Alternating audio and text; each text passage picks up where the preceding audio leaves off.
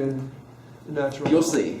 They're talking about number 10. They've taken the test. You have so a- what I've done, I'll take number 10 and just turn it into convert this rectangular XY double integral into polar, Right. and that's it. It wasn't difficult. double It was polar just like without a I didn't know how to You integrate have a that. grammar error on the test as well. I have a grammar error. I thought you said a Kramer error. No, grammar. It says will checking the graph. It should be will be checking the graph. You left out the B. Oh, did I forget? Cosmo Kramer. Yeah, I was reading this like, wait a minute, this don't make grammatical sense. What's going on here? Oh, okay, I did. So I put a little. I will checking for direction and okay. Oh yeah, okay, I know what you're talking about. Yeah. I didn't notice any the grammar. I didn't notice it either, but my brain was like skimming over everything. It's like, wait a minute, go back. What was that? Do you have any questions? I mean, the majority of you have yet to take the test, but there are a handful of you who may have ventured forth into triple integrals, so I'll take any kind of questions you've got for the next few It's not minutes. about triple integrals. Yes, sir. Oh, dude, I got Did I make mistakes? physics, yeah. No, just Another one, yeah. Can you do that? You just take the integral on one side and then yeah, that just if it's from negative to positive. It's good. Matthew sent me an email about that. Those aren't going to be. Is that always No, rules, or is it just for certain cases? if you recognize a convenient symmetry, because Matthew kind of read me on this, with where the heck are these twos coming from? Yeah. Stuff like that. Yeah, I haven't seen that done. I was just wondering what. See, I integrated this with respect to x, and this happens to be an even function with respect to x. Okay. Do you know what an even function is? An even function has the property that input of minus x is the same as the input of positive x. Okay. Because you have all even powers of x. So in other words, if you thought of this as like a regular graph, it would have y-axis symmetry, something like maybe a W or a parabola. So instead of integrating from -2 to 2, because of its symmetric properties, you can cut the integral at 0 to 2, and then double the symmetric area, or the symmetric integral value. So when you see these 2's popping up in some of the solutions, it's because I'm integrating over a symmetric interval, -2 to +2, and then I say, I happen to notice, okay, that's an even expression. It would have the same value from -2 to 0 that it would have from 0 to 2. Right. So I just double the value of this.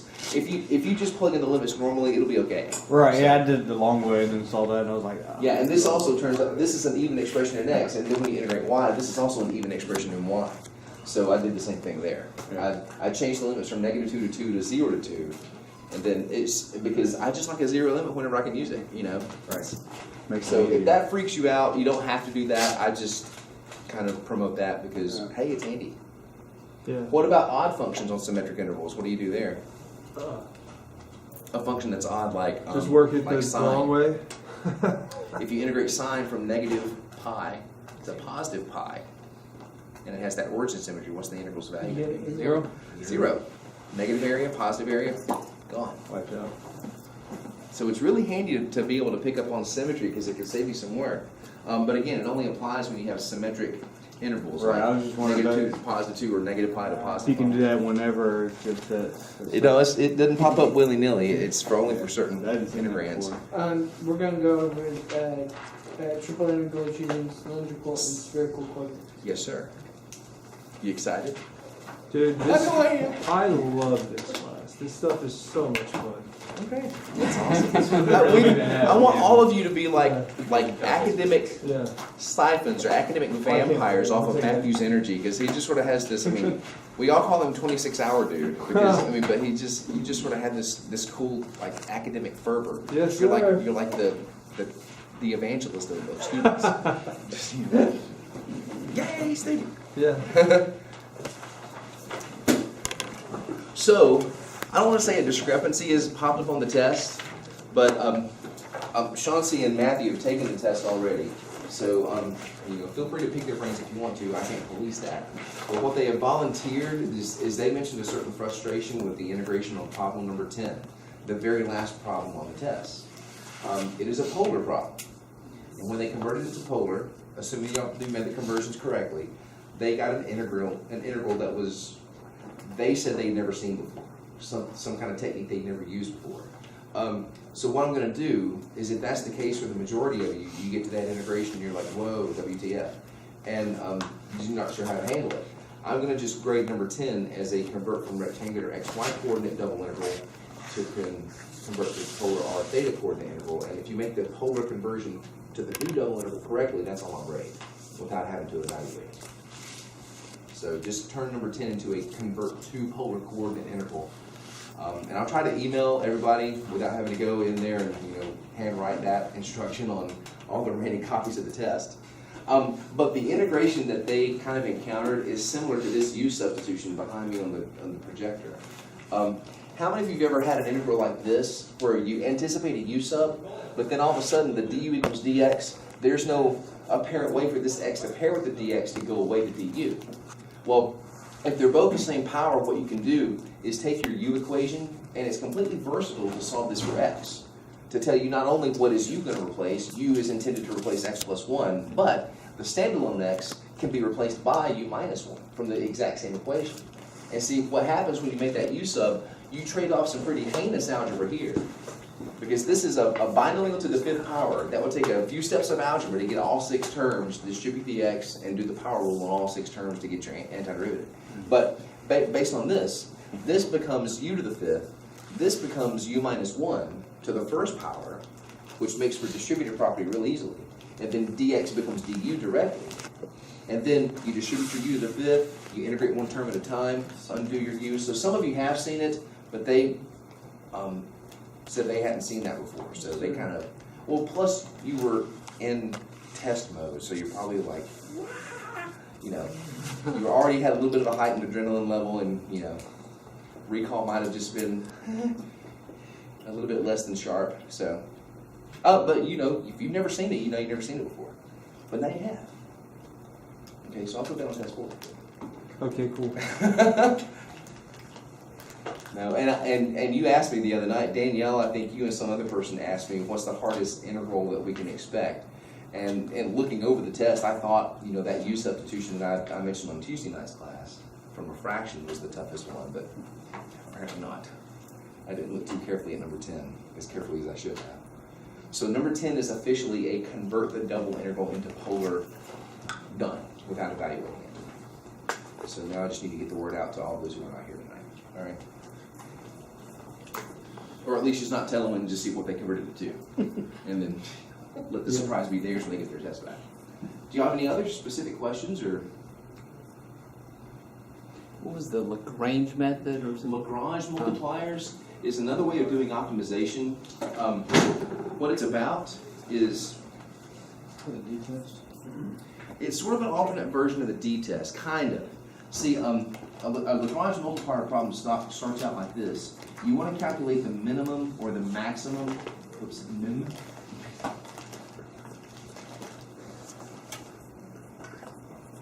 What is the minimum value of z equals x squared plus y squared, but subject to a constraint? See, if you just want the minimum value of z equals x squared plus y squared, that's your everyman paraboloid vertex at the origin. The minimum value is z equals 0 because this vertex touches the origin of the xy plane. But if you subject it to a constraint,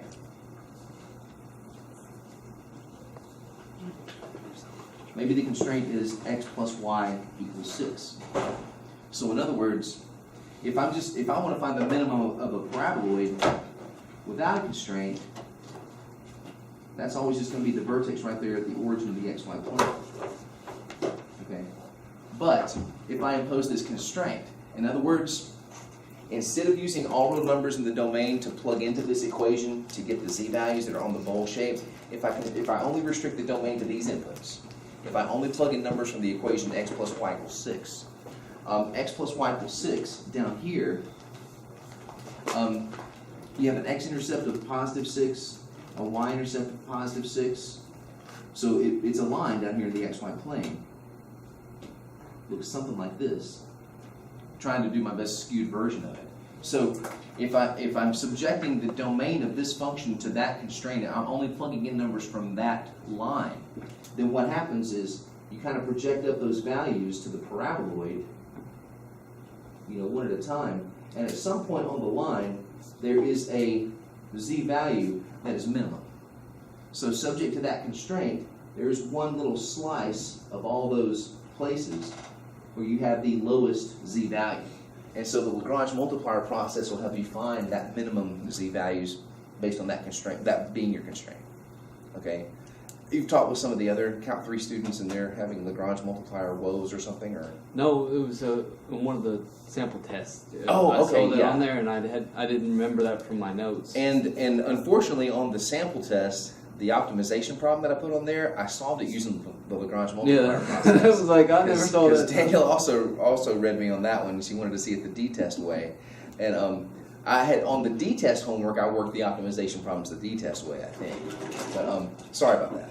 So that's what the Lagrange process is. But in going over the remaining topics for the semester, Beth suggested just skipping that one because just in the interest of time, we kind of focused on the ones that we agreed were the main heavy hitters you need to see as part of your Calc3 experience. Okay. Any other questions? Y'all doing all right? You ready to go into a new coordinate system? All right, let's do it. Spherical. Spherical and cylindrical, in reverse order. We're actually going to talk about cylindrical first, and then spherical comes later.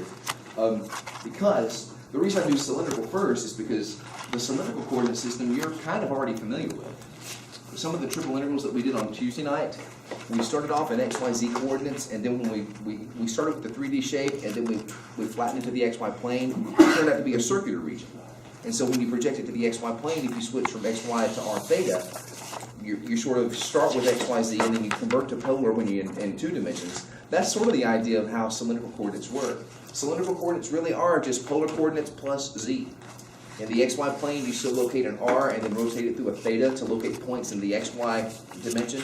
But then the 3rd dimension is just the good old Z axis that you've always been dealing with. So whenever you're dealing with, if you had to make conversions from the XYZ coordinate system to the cylindrical, which is 3-dimensional, so that means it has an R, it has a theta, and it has a Z as its 3 coordinates for the 3 dimensions that it represents. When you make conversions, you have the same conversions from rectangular to polar that I've already shown you. With this being the Z conversion, Z equals Z. The Z in XYZ is the same Z that's in cylindrical. The integration Jacobian, I think I mentioned that word kind of in passing. The Jacobian is the extra R that you have to put into the integral whenever you're converting from rectangular to polar. I've also called it the integration compensator because you're going from XYZ coordinates to R theta coordinates, and the domain is defined differently based on different geometry. So that extra R is the same thing you have to use in triple integrals for cylindrical. So whenever you go from XYZ to cylindrical coordinates, just don't forget the extra R, just like in polar, same one. Okay, just to give you a heads up, when we go into spherical coordinates, there's also an integration Jacobian there, but it's a little more involved. It's not one variable, it's a couple of things. Instead of using the variable R, you use the Greek letter rho. That's what that little P looks like. R-H-O is how you spell it. And then, how do you pronounce this variable, the one that looks like a circle with a little vertical line through it? I've heard phi or phi. I've heard phi, I've heard phi. I've always pronounced it phi. Dr. Farvin says 5. And Dr. Farvin says phi, so I'll stick with Farvin. He's a pro with it. says phi. Phi? Well, okay, I've heard both. I guess, depends on where you're from. But so spherical coordinates are a whole, different coordinate system. Instead of using R's and thetas and Z, you use rho, you use phi, or phi, and you use theta. Now, one thing is, the theta you see here is the same theta from polar coordinates. So theta kind of exists in the xy plane, representing different angles that you spin around from 0 to 2 pi in the xy plane. Phi, different critter, all right? But we'll cross that bridge when we get to it. But I just wanted to show you, for every new coordinate system you have to translate one integral to, like to polar or to cylindrical or to spherical. There's always this little extra integration compensator, which they're collectively called Jacobians. You can actually look in the index of your book if you want to see, how Jacobians actually come up as a calculation, but it's a little tiny bit beyond the scope of our class. So I'm standing on the shoulder of a giant, letting you know what that integration compensator is, and when we get to the spherical, I'll remind you of that. But in the past, these have all been given. Because if you notice, the coordinate conversions for spherical are a little bit more involved than the ones for polar or for cylindrical. You just have good old x equals r cosine theta, those x squared plus y squared equals r squared, but then, you know, Greek alphabet soup with sines and cosines thrown in with reckless abandon, it appears, for the conversions between rectangular and spherical. So, going back to cylindrical, a couple of pages earlier, cylindrical comes in very handy with certain surfaces. Because cylindrical is essentially using the same kind of conversions as polar, a lot of these rectangular equations work really well when you convert them to their cylindrical counterparts. We've already dealt with the circles. You know, this is in 2 dimensions, this is a circle of radius 3. But in 3 dimensions, the equation x squared plus y squared equals 9. Keep in mind, when it's independent of z, what does that produce in space? An infinite cylinder that's wrapped around the z-axis. Yeah. So this is a cylinder of radius 3, well, a circle of radius 3 in the xy plane, but in 3 dimensions you sort of extend that repeatedly in the z direction. So it wraps around the z-axis like a cylinder. And then when you convert it to a cylindrical equation, it's the same thing as its polar equation. That will become r squared equals 9, or even simpler than that, r equals 3. Okay? So you still want to think polarly. You want to, think of things that have that x squared plus y squared expression in it, because that works really, really handy with this cylindrical coordinate system. The equation of the cone. Again, you've got that x squared plus y squared inside the radical there, so that converts pretty easily to z equals r as a cylindrical equation. Okay. And again, some very, very handy geometry about this cone that's going to come up a little bit later, especially when we get to spherical. And Nick mentioned it a couple of weeks ago. Something just really, really worth committing to memory about that particular cone. Since when you make the traces of this cone in the x, z, and the y, z plane, they make 45-degree angles in all directions, it's worthwhile to remember that that pitch off the z-axis for that cone is 45 degrees. Okay? So long as the equation comes from z equals 1x squared plus 1y squared. If you alter the coefficients a little bit and you change that slope, that might change the pitch to 30 degrees or 60 degrees. You can make it a little bit wider. But whenever they both have the same coefficients, z equals r, that's a 1-to-1 ratio for slope on the tilt of the cone, so it produces a 45-degree angle against the z-axis. Well, and technically also here. Also against the xy plane. Because, well, duh, it's 45 degrees. Splits that 90 in half. Paraboloid equations, okay? And you've got some of these paraboloid equations that pop up in the double integral homework, and even in some of the triple integral homework when you're dealing with finding volumes. Remember, I was discussing this earlier. Anytime you have a z equals positive x squared plus y squared, that's going to produce parabolas in the xz plane that open up and in the yz plane that open up when you do the trace this way and this way. So you have a couple of upward opening parabolas that gives you a bowl shape opening upward like that. If you reverse it to where it's a constant minus x squared plus y squared, you've shifted it up by something in the z direction and you've reflected it down, so it gives you a shape that looks something like that. Okay, so in cylindrical coordinates, again, I mean, the love here is just the x squared plus y squared expression. So many surfaces rely on using that x squared plus y squared combo. These paraboloids would become z equals r squared. So notice the difference. A cone is going to give you z equals r, a linear relationship between z and r. But you get a quadratic relationship between z and r when you have a paraboloid. Okay? And then this one, because you can group those two together, in fact, with a negative out, there's your r squared expression for this cylindrical equation, z equals 16 minus r squared. Okay? And then what would the equation of a sphere turn into? Keep in mind, z is a cylindrical coordinate, so z stays in the mix. R squared plus z squared equals 7. R squared plus z squared equals 25. So what if I needed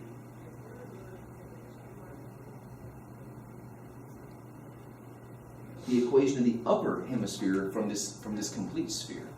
And so what I need to do to take this equation and turn it just into the upper half of the sphere. Positive square root. After you solve for whom?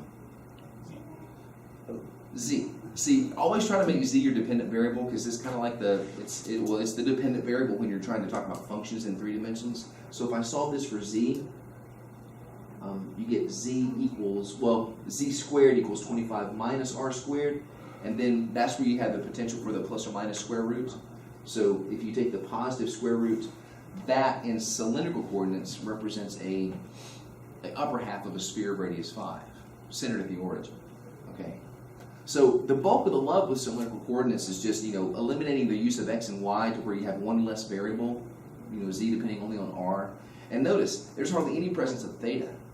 In most of these cases, you're just going to allow theta to range from 0 to 2 pi, so that way you're sweeping all the way around the cone, or all the way around the paraboloid, or all the way around the sphere, whatever shape you're dealing with in cylindrical coordinates. And one thing I may need to compensate for, because I'm not slamming your intelligence in any way, shape, or form. Don't take it that way. But since I didn't begin with you in January, I didn't get the chance to develop, I guess, the visualizations that I love to sort of instill with students as Calculus 3. Develop the familiarity with this equation generates this surface, this equation with this surface, and so forth.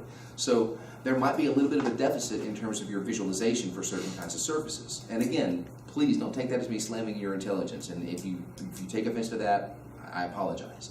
But some of the graphs, like for the triple integral problems I talked about on Tuesday night, most likely I'm going to give you a graph of the 3D region on the test, so that way you can set up your limits a little more readily to help see the actual shape that you're using for calculating volume, or just setting up the limits for a triple integral or something like that. And I'd probably do the same thing for the cylindrical spherical stuff too. Okay. Well, just to show you, I mean, some of these problems may seem kind of difficult, but for example, the very first one, boom, I'm asking you to sketch a 3D region. Okay. I prompt you to sketch the region represented by this cylindrical triple integral and then evaluate it. Well, let's just evaluate it first. The rudiments of evaluating the integral are the same as all the others. You've got to suggest an integration order there. Keep in mind, any cylindrical or any polar integral, the least integrand you're always going to have is at least the r. Okay? So this technically is a volume integral, because in cylindrical or polar, you're not going to just have a standalone 1 inside the integrand. A triple integral from number 1 in x, y, z coordinates is a volume for that region. So a cylindrical triple integral for the function 1 really doesn't exist, because the 1's going to always get multiplied by the extra r to convert to the cylindrical, for the polar domain you're dealing with. So evaluating it's still straightforward. If I integrate z first, the integrand is r, so that would just go to rz, with limits r squared to 4. So plugging those in for z is going to give me 4r less r to the third. Then the next differential mentioned there is dr. So we get to integrate all this business that we've dealt with so far. 2r squared minus 1/4 r to the 4th with 0 to 2 limits. So when I evaluate that, that's going to give me 8 minus 1/4 of 16. So after 2 of my iterations, I'm down to the value 4. And now finally, have you figured out the effect of 0 to 2 pi d theta with no theta appearing in here as a variable whatsoever? What does that always do in the end result? 4 times 2 pi. Yeah, it just multiplies that by 2 pi. Because if you sort of think of it as a factored problem, you could have factored out this. I mean, if there's no function of theta, then that becomes theta when you integrate it. You plug in the 2 pi, you plug in the 0, and so it just gives you the 2 pi. So if you want to take that for granted, if you see a polar or cylindrical, double or triple integral, and you see no theta presence in terms of like cosine theta or even theta squared or e to the theta, if you see just no theta in your integrand, you can always just evaluate that by just multiplying it by 2 pi at the end. So yeah, integrating this with respect to theta, since you have no dependence on theta in the integral itself, is just going to be 2 pi times 4. So you get an overall value of 8 pi. And again, even though our integrand was originally just r, that's the least integrand you're going to see in polar or in cylindrical coordinates for something that's describing an area in 2D or a volume in 3D. So this does represent a three-dimensional capacity for whatever the heck this region looks like in space, okay? So now I want us to kind of maybe graph it out, sort of. Let's analyze these limits one at a time. These limits goes from 0 to 4. So just that. Z equals r squared is the lower part, and then z equals 4 is the upper part. Look back at that previous page. Z equals r squared translates to z equals x squared plus y squared in rectangular. So what shape would that produce in space? No, keep in mind, you gotta think 3D. Cylinder. Parabola. No. Sphere. Paraboloid. If it's x squared plus y squared equals a constant, but see, this is z equals. So z equals r squared is a paraboloid vertex at the origin opening upward. So the first thing z hits when it goes through this solid up here is it first hits the paraboloid. The last thing z hits is z equals 4, which is what? Flat plane parallel to the xy plane. So just these two limits together suggest something that looks kind of like this. Okay, so there's my z equals r squared, the paraboloid part. There's z equals 4 on the top, just sort of providing a cap for it. And then kind of crossing it with the other limits. This is the, when you're setting up the limits, you first have to go through the 3D region to set up your z limits. Z first hits the paraboloid, z exits through z equals 4, then we flatten this where? To the xy plane. So if this is flattened down to the xy plane below, kind of imagine it as a shadow, like there's this big, studio lamp or something up above it that's shining directly down on it, and it produces this shadow down here in the xy plane. This shadow corresponds to your r and your theta limits. So if I skew my axes a little bit, okay, there's x, there's y.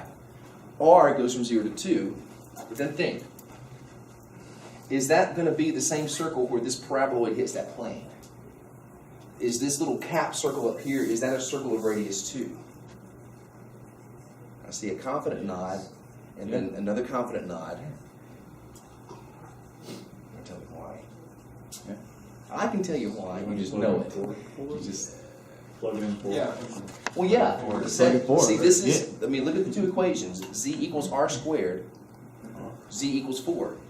Eliminate the z, r squared equals 4. If r squared equals 4, what does r equal down here? R equals 2. So it guarantees to project down to the circle of radius 2 in the xy plane. And since theta goes from 0 to 2 pi, what does that mean for the lateral contribution? For the, is the whole thing? Yeah. If theta went from, say, 0 to pi over 2, it'd just be a quarter of it. You'd start here, the positive x-axis is theta equals 0, 90 degrees is the positive y-axis, so 0 to pi over 2 would give you that quarter of it that you see in the first octave, okay? And technically its volume would be 2 pi, okay? So theta going from 0 to 2 pi just means you're going all the way around to produce all the 360 image of it, okay? And that's probably the tough part, is trying to pair that picture from those equations. And the z limits are probably the hardest part, because once you can project it down to the xy plane, 2 dimensions you're probably a little more familiar with. Okay. So that thing has a volume of 8 pi. But kind of lame, because that's something you can do with calculus too. You can take a parabola, spin it about the y-axis, and do the washer method or the disk method or shell method or some volume method that you learn in Calc 2, and still get that 8 pi. But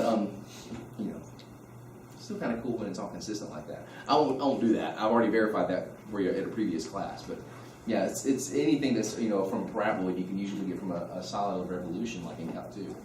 So this one says just simply convert the integral to cylindrical and then evaluate it. Okay. Looking at it, would it be too terribly tough to evaluate it in x, y, z coordinates as it is? Think about the integration you're committing to if you integrate it as it is. First integrating z, so this would become x squared plus y squared is a constant. So if you integrate z first, it would become x squared plus y squared z. Then you plug these limits in, and so your limits also include an x squared plus y squared, but under a square root.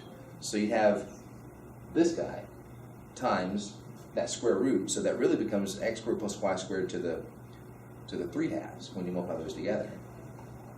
And that's probably when it becomes a hot mess, because I'm not sure how to integrate x squared plus y squared to the 3/2 without at least a 2x or a 2y or something on the outside where your u sub could be a little smoother.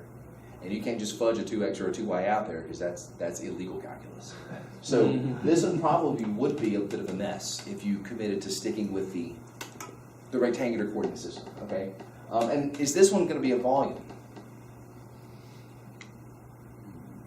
What's that need to be if this is a volume problem? If it represents the volume of whatever that region looks like. Yeah, your integrand has to be 1. So in other words, we're evaluating actually the triple integral of some function, you know, for whatever that stands for, like I mentioned the other night. Maybe that's coulombs per cubic meter. This is meters, meters, meters. So it's a net change in coulombs or something like that. No idea what it represents, you know, in terms of a big picture that I could draw for you, because it's really kind of like a 4-dimensional quantity. Okay. But what we want to do is just make the conversions. All right. That's the easy part, I like to think. The integrand itself is going to become what? Well, our cube. There you go, r cubed, technically. Don't forget the extra r. So that's going to become r squared times the extra r.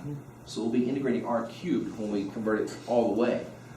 So now, z's limits are pretty straightforward.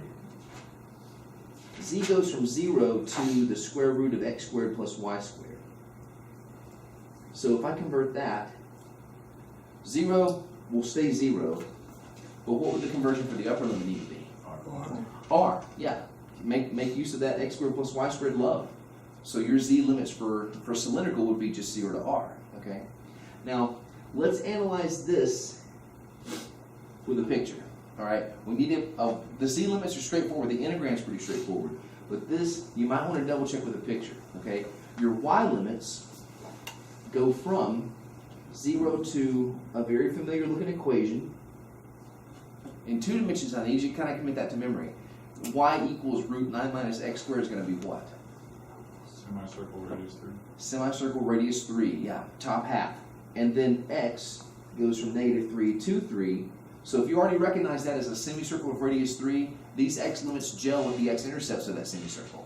So just in 2 dimensions, the 2D xy underlying region is a semicircle of radius 3. And if x goes from -3 to 3, then what's the actual xy plane underlying region?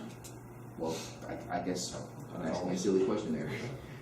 It's everything inside that semicircle, yeah, because y goes from the x-axis 0 to the graph of the semicircle, and then x spans from -3 to 3 when you finally flatten this to the x-axis, okay?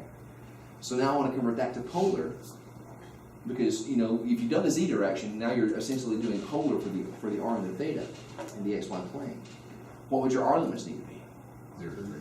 0 to 3, representing your circle radius, and your theta? 0 to pi. 0 to pi. So when I convert this to cylindrical coordinates as a triple integral, the integrand we did first, so in cylindrical, it would be an integrand of r cubed. So, and again, just like in polar, every time I've seen a polar integral described in a textbook, or I've set up a polar integral, I've always done the order dr d theta. Same thing with cylindrical. I've almost always seen it done with dz dr d theta order, because it's just easy. Since r and theta exist in the xy plane, it's just easy to do your z direction first, and then flatten it down to the xy plane, so you're doing polar as your second and third limits for the triple integral. Okay, so my inner integral would go from z equals 0 to z equals r, comparing z with its limits. The r limits would be from 0 to 3, and the theta limits would be from 0 to pi. And it's successfully